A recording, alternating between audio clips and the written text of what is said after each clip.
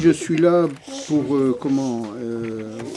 amener les enfants, disons, à la vie, de manière à ce qu'ils apprennent à entrer dans notre structure qu'est la vie. Comme l'accompagnement à la scolarité a été appelé communément aide aux devoirs, bon, on fait quand même un peu de devoirs.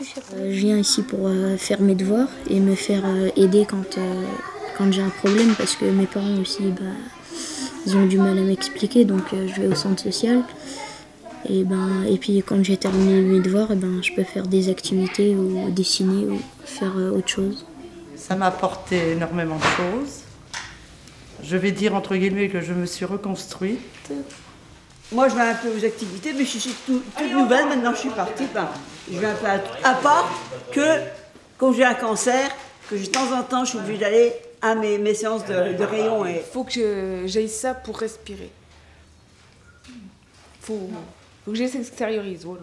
Donc le multi-accueil La Capucine est un lieu qui accueille les enfants de 2 mois et demi à 3 ans, donc en principe jusqu'à la scolarisation. C'est un lieu qui accueille les enfants donc soit en mode régulier, c'est ce qu'on appelle le système crèche, ou alors en mode occasionnel, donc en halte garderie. Donc généralement le système crèche c'est lorsque les 2 parents travaillent, et système halte garderie c'est plutôt pour socialiser l'enfant. Au niveau du lieu d'accueil parents-enfants, donc c'est un lieu qui accueille les enfants de 0 à 6 ans, donc toujours avec un adulte proche. C'est un lieu totalement gratuit et anonyme. Donc en fait c'est un espace de jeu et de détente donc pour les enfants mais également pour leur famille. Il favorise les échanges entre parents et enfants et il offre surtout la possibilité aux professionnels de jouer un rôle dans la prévention précoce. Ça c'est les dessins des enfants, les souvenirs. Ça c'est joli les coquillages. Quand on vient, on est rayonnant, ça nous a reposé, ça nous a fait du bien. Même si là, comme on ne part pas cette année, qu'on part l'année d'après, on aide quand même oui, pour le financement. Pour le financement, aider les autres familles à partir. Pour partir en vacances, en fait, on fait une bourse vêtements afin de financer une partie des vacances familiales. Si on partirait de nous-mêmes, ça nous coûterait extrêmement très cher. On pourrait pas, franchement, ce qu'on a vécu là-bas, moi j'ai regardé les prix, je ne le referais pas. Ouais. Personnellement, non.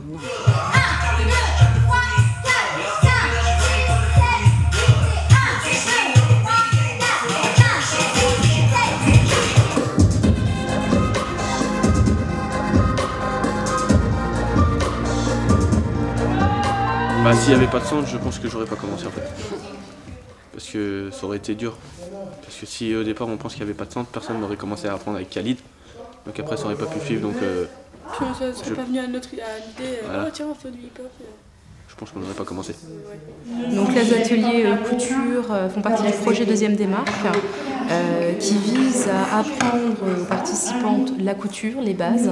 C'est surtout les économies aussi au niveau des familles. C'est important aussi de travailler un petit peu sur le recyclage effectivement pour tout ce qu'on connaît au niveau du développement durable, de l'écologie, etc. C'est une démarche écologique citoyenne et c'est aussi une démarche économique. Il est pas mal, hein. Ouais. Ah. C'est mal. C'est bien. Pour un début de couturière. En tant qu'administrateur, j'ai appris le fonctionnement du centre social, qui est un combat quotidien pour la survie du centre. Et c'est là qu'on se dit, on essaye de faire bouger le centre, on essaye qu'il tienne encore debout. Et on est assez fiers de ça. Ouais. Bah oui. Que veux-tu? C'est notre ville, centre social. Voilà. Je viens au champ depuis 2 ans. Bon, j'avais envie. C'est bien, je trouve que j'ai envie de participer à tous les échanges. Enfin, pas tous les échanges, parce qu'on ne peut pas participer à tous les échanges, mais bon. Parce que c'est intéressant de découvrir, de ne pas rester toujours dans son petit coin. Quand il est mort, le poète. Respirez. Moi, je peux dire que ce que je trouve bien, c'est qu'on se retrouve toujours entre artistes. Que ça soit chant, peinture, cuisine. Hein, oui, on se comprend bien parce qu'on est toujours entre artistes. Alors l'idée du carnaval m'est venue quand j'avais remarqué qu'à Verdun il n'y avait jamais de carnaval. Il y avait pas de choses qui regroupaient tous les enfants en fait, de beaucoup de structures. Et je trouvais que c'était un bon moyen justement pour vivre ensemble. Hein.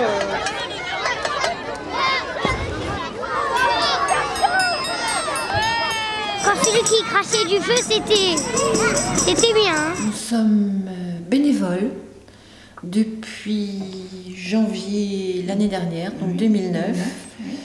Tout ce qui rentre à la boutique resserre soit à la vente, soit au bricolage avec le loisir créatif.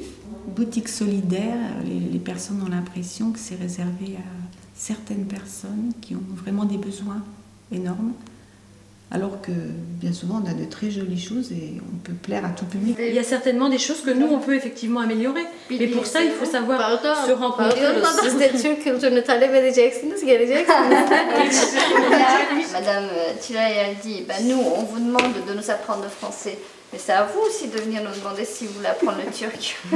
Mais c'est pas nécessairement apprendre le turc, c'est à apprendre votre culture, ce que vous estimez qui est mieux ou mieux fait ou chez vous, ça serait bien de nous l'apporter peut-être pour que nous on s'améliore quelque part à ce niveau-là.